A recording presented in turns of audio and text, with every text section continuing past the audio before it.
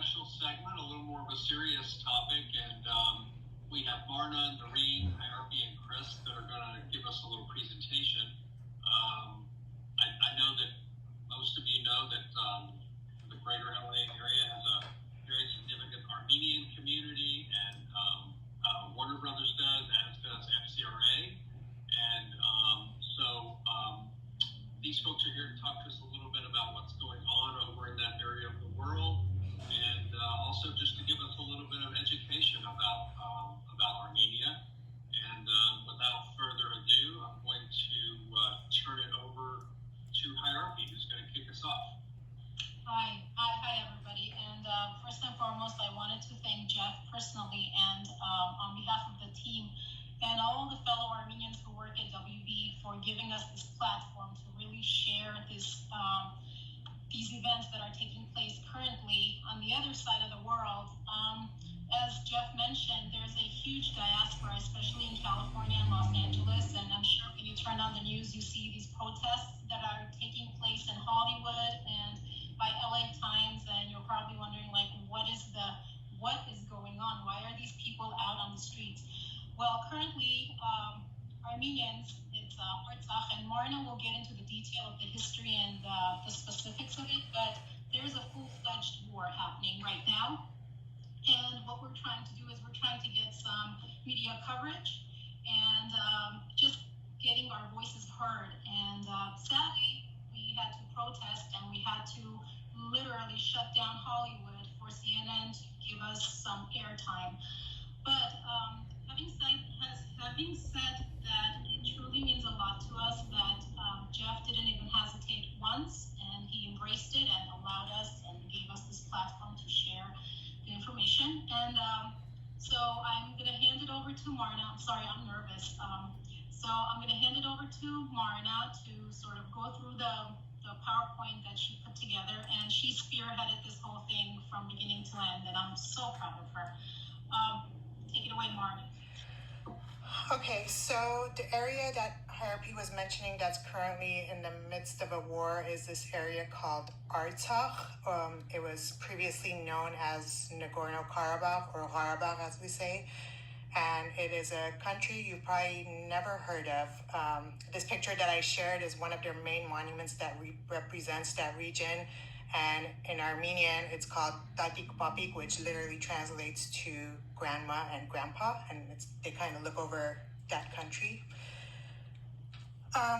This country, Artsakh, does not technically exist on the world map. It is the size of the state of Connecticut, if you can imagine, and it is landlocked country within the borders of Armenia, Iran, and Azerbaijan. So I've kind of pointed out where this region is on the map. So it's this teeny tiny area in the Middle East, but it sits in between where Armenia is, and it's right next to Azerbaijan. So this is the area that is currently going through this situation. Artsakh was historically part of the Kingdom of Armenia, and today about 95% of the population is Armenian. In fact, my own grandmother, herself and her family were originally from Artsakh, so this is kind of very personal for me as well.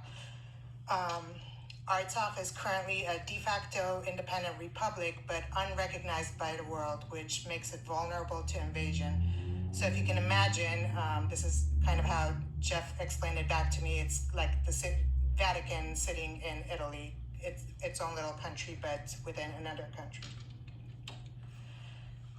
Since 1917, this country has become the center of conflict outside its borders. Since 1988, tempers have flared on both sides of this territory and broken into hostilities. This time, however, the fighting has escalated and become aggressive and turned into a full-fledged war. It has now reached beyond the borders and throughout the region. On September 27th, a full war was launched, and it's actually the 12th day that the civilians are under martial law. The capital city is being bombed, shelled, and civilians, along with their homes, are caught in the middle, literally. Over 2,700 structures have been damaged in just the past week and a half.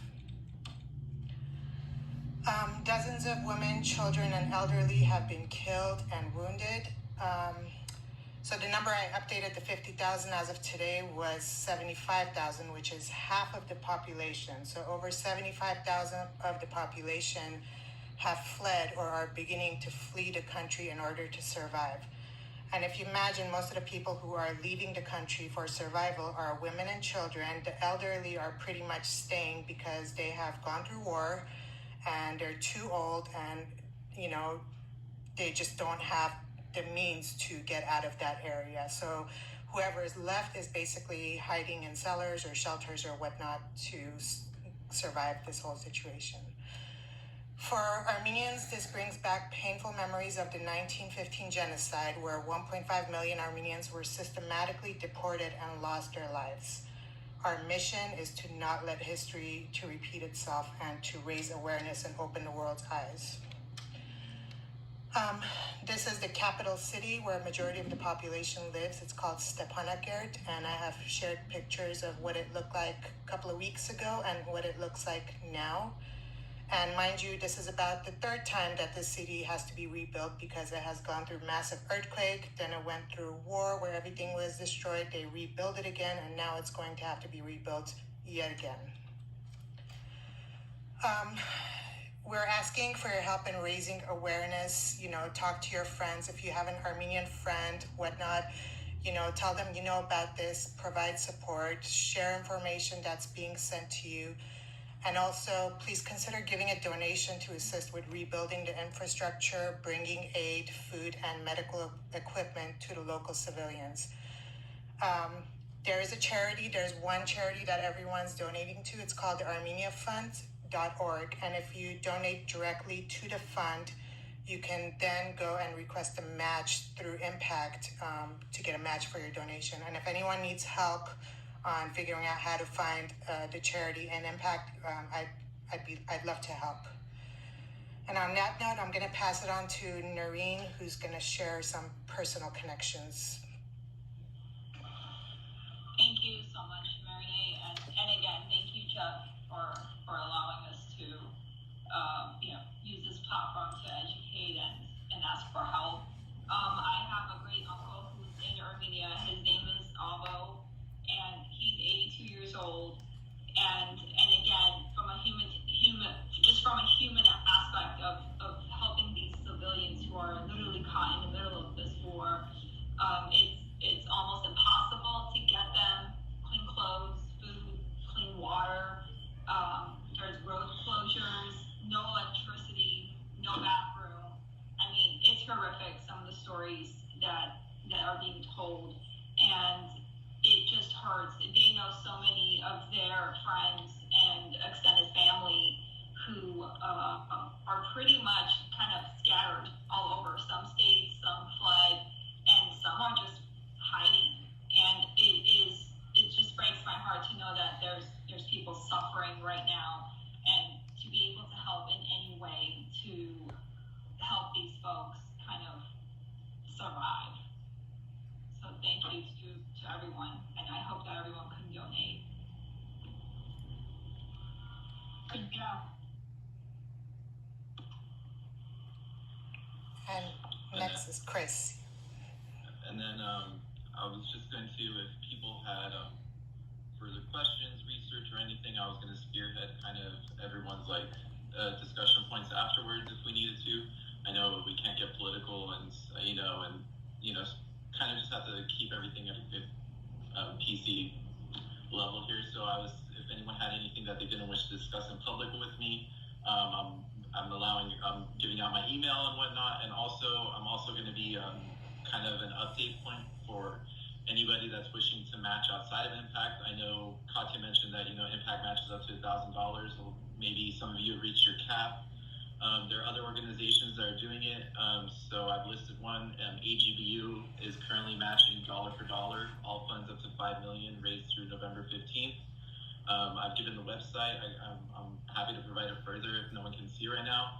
Amazon Smile, if you shop through Amazon. Armenia Fund is a charitable organization that you can donate to through Amazon Smile. Basically, Amazon will donate 0.5% on eligible purchases to our Armenia Fund Inc., or the charitable organization of your choice.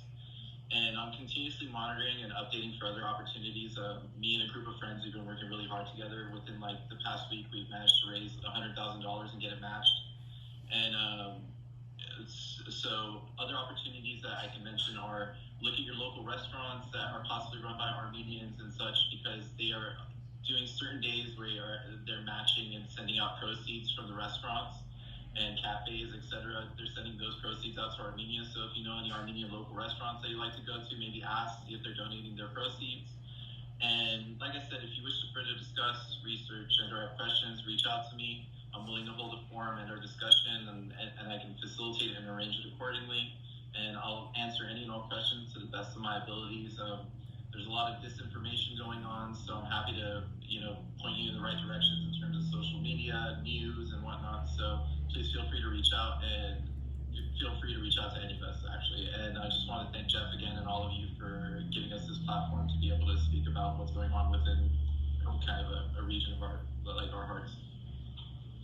Yes, I second that. I'm sorry towards the end. I was speaking real fast and then I just turned off my camera because it's personal for us.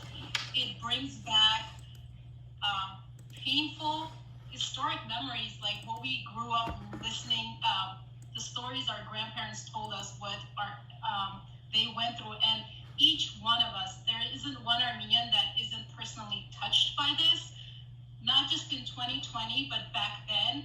I mean, my grandfather's family, he was the only one who survived. That's painful. And it just brings back, it's like we are reliving this trauma. And no matter how hard we try to not make it political and not bring that aspect to it, it's all tied in together. And I'm just angry and upset, but there's so much I can say, but thank you so much to all of you, and especially for my non-Armenian friends who have checked up on us and who have followed up with us. That means the world to us, honestly, because it's like we're here, we have to focus, we have to get the job done, but part of us are just, our minds and hearts are back home trying to, it's painful. 18, 19-year-old kids are giving their lives in 2020. This shouldn't be happening in this day and age, and that's what upsets me the most. But anyway, thank you from the bottom of our hearts, and we love you. I speak on behalf of everybody here. We love you for caring for us and for being there for us. Thank you. And yes, us, what it means to us that we're constantly thanking you. We never feel like we have, that voice, because in the end it is something political and it is a sensitive subject to talk about. So we're always afraid to bring this subject up. So for Jeff to so graciously, without hesitation, to say, yes, talk about this. I mean, I don't even know if he understands the impact of this for us. So thank you to all of you also for listening. Okay,